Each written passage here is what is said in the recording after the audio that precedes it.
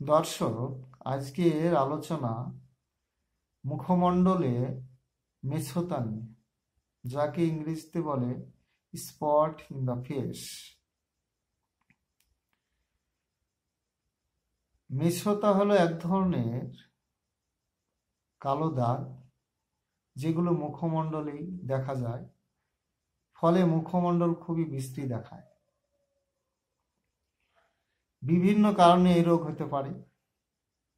যাই হোক না কেন, এই রোগ সঠিকভাবে চিকিৎসা করলে খুব তাড়াতাড়ি সেরে যায়। দেখে নিই এই রোগের প্রধান প্রধান হোমিও ওষুধ কি কি এবং কি কি লক্ষণে কোন ওষুধ ব্যবহার করা যায়।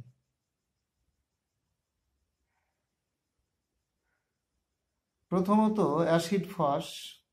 যদি দেখেন রোগীর হালকা পাতলা গলন, বয়সের তুলনায় তার বৃদ্ধি পেয়েছে বেশি, উদাসীন ভাব,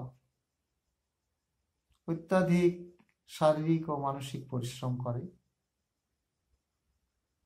অতিরিক্ত হস্তমৈথুন, স্বপ্নদোষ বা সহবাসের ফলে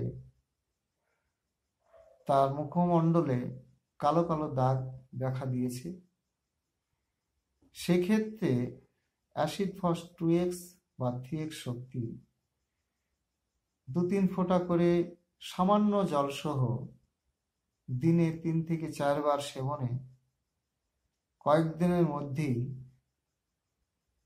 এই অসুখ সেরে যায়।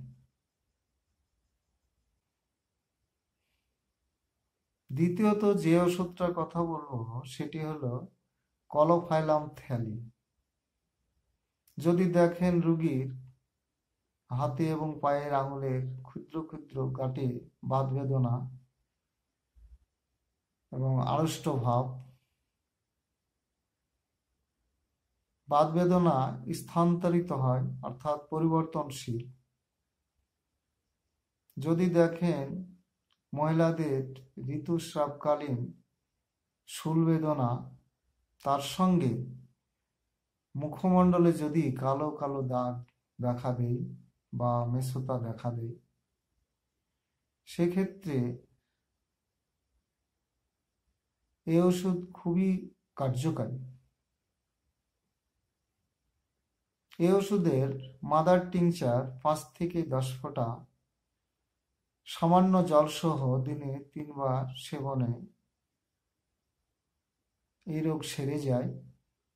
প্রয়োজনে আরো উচ্চ শক্তি ব্যবহার্য। শেষের যে ওষুধটার কথা আমি বলবো সেটি হলো সিমিউসিফিগা বা অ্যাক্টিয়ারেসি মশা। যদি দেখেন রোগী শীতকাতর, ক্ষোভপূর্ণ, অবসাদগ্রস্ত, নিদ্রাহীনতা এবং দীর্ঘশ্বাস ফেলে, যদি রোগী বাত ও জরায়ু প্রায়গ্রস্ত হয়, বাত বেদনা বিদ্যুৎ গতির মতো পরিবর্তনশীল,